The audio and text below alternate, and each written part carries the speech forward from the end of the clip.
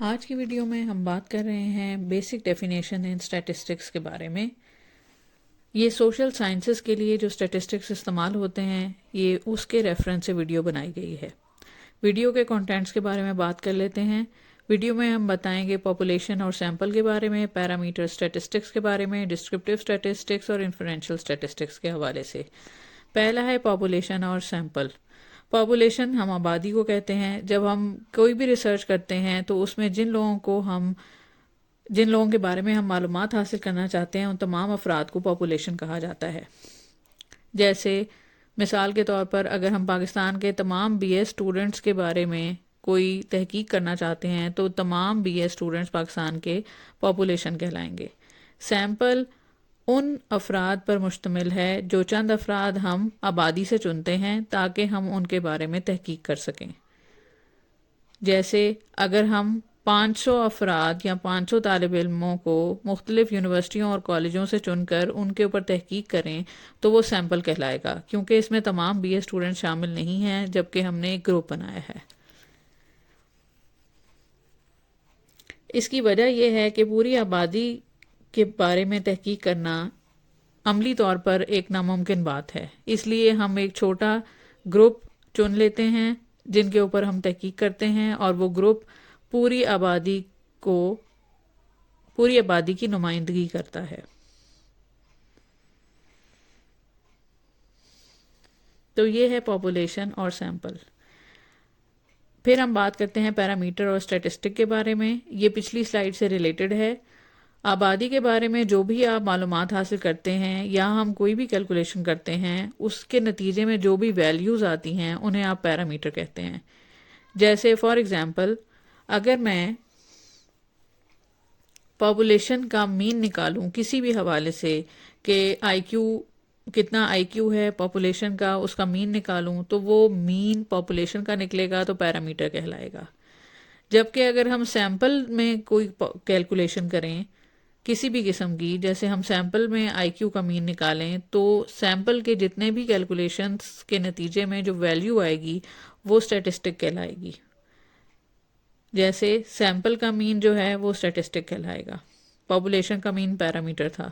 اسی طرح پاپولیشن کا اسٹینڈرڈ ڈیویشن بھی پیرامیٹر ہوگا اور سیمپل کا اسٹینڈرڈ ڈیویشن اسٹیٹسٹک ہوگا۔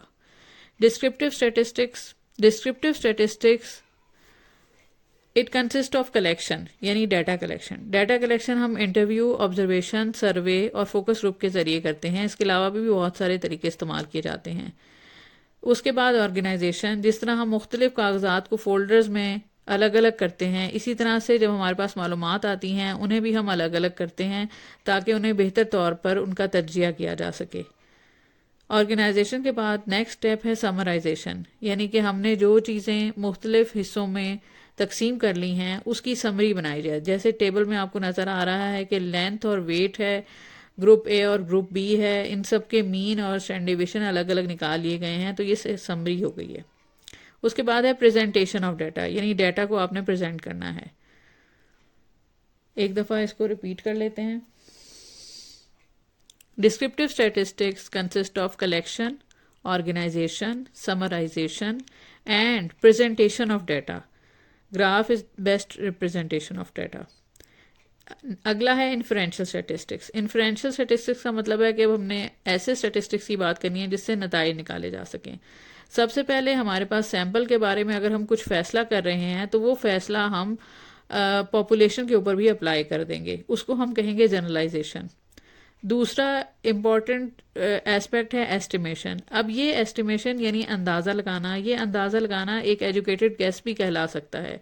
ہم کیلکولیشنز کریں گے اور پھر ہم اندازہ لگائیں گے، جیسے کرنٹ ہمارے پاس کیا ریسورسز ہیں، ان ریسورسز کو یوٹیلائز کرتے ہوئے ہماری کیا انکم بن سکتی ہے، کتنے عرصے بعد بنے گی۔ اس کے لیے ہمیں پراپر کیلکولیشن چاہیے جو ایسٹیمیشن کہلائے گی۔ اور اسی طرح ہم ہائپوتھیسس ٹیسٹنگ بھی کرتے ہیں۔ کوئی بھی مفروضہ بنا کر اس مفروضے کو جب ٹیسٹ کیا جاتا ہے اسے ہم ہائپوتھیسس ٹیسٹنگ کہتے ہیں۔ اس کے علاوہ ریلیشن شپ امنگ ویریبلز، یعنی دو ویریبلز کے درمیان تعلق کے بارے میں جاننا۔ جیسے مختلف میچز میں مختلف آڈینس کی تعداد ہوتی ہے، شروع کے میچز میں تعداد کم یا زیادہ ہوتی رہتی ہے، لیکن آخری میچز میں تعداد بہت زیادہ ہو جاتی ہے.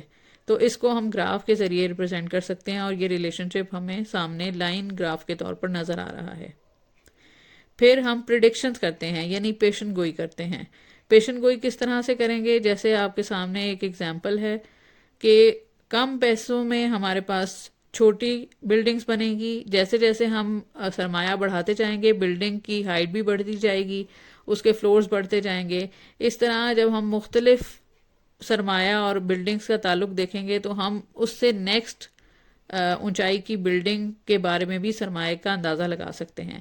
سو inferential statistic is generalisation from sample to population, performing estimation and hypothesis testing, determining relationship among variables, and making predictions.